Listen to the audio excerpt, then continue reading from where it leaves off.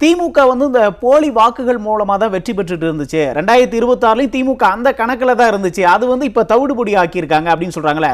போலி வாக்காளர்கள் மூலமா தான் திமுக வெற்றி பெற்றுட்டு இருந்துச்சா? கண்டிப்பா சார். இப்ப அவங்க எதுக்கு எதிர்க்கிறாங்க?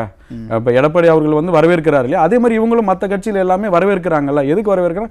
ஒரு நல்லது நடக்கப்பட்டு எக்ஸாக்டா வந்து எவ்வளவு வாக்காளர் இருக்கிறாங்க, எவ்வளவு இறந்துட்டாங்க அப்படின்னு தெரிஞ்சா நமக்கு போலிங் ஆகுறது என்னன்றதே கிளியரா தெரியும். அதை வந்து இவர் எடப்பாடி அவர்கள்லாம் வந்து வரவேற்கும் போது இவர் வந்து திமுக வந்து எதுக்குறாங்கன்னா அந்த கள்ள ஓட்டு போடுறதுக்கும் இறந்தவங்களை வச்சு ஓட்டு போடுறதுக்கும் அவங்க வந்து உள்ளூர்லேயே சுத்திட்டு இருப்பாங்க. அவங்களுக்கு தெரியும் யார் இறந்துட்டாங்க, யார் வந்து கள்ள ஓட்டு போடலாம், எது திருட்டு ஓட்டு போடலாம், கள்ளத்தனம் எப்படி பண்ணலான்றதை கிளியரா அவங்க ஐடென்டிஃபை பண்ணி வச்சிடும். அதை நிறைவேற்றணும் அப்படின்ற ஒரே நோக்கத்துக்காக அந்த மோட்டிவ்காக தான் வந்து எஸ்ஐஆரை எதிர்க்கிறது. இது வந்து எஸ்ஐஆர் வந்து முறையா இருக்கு, எல்லாருமே முறையா எந்த குழப்பமும் இல்லாம கிளியரா போயிட்டு இருக்கு. அந்த வரைவு வாக்காளர் பட்டெல்லாம் வெளியிட்டாங்க. என்ன அடுத்து வந்து நீக்கப்பட்டாலும் திருப்பி ஒரு வாய்ப்பு கொடுக்குறாங்க. அதை ஏன் நீங்க வந்து தடுக்கிறீங்க?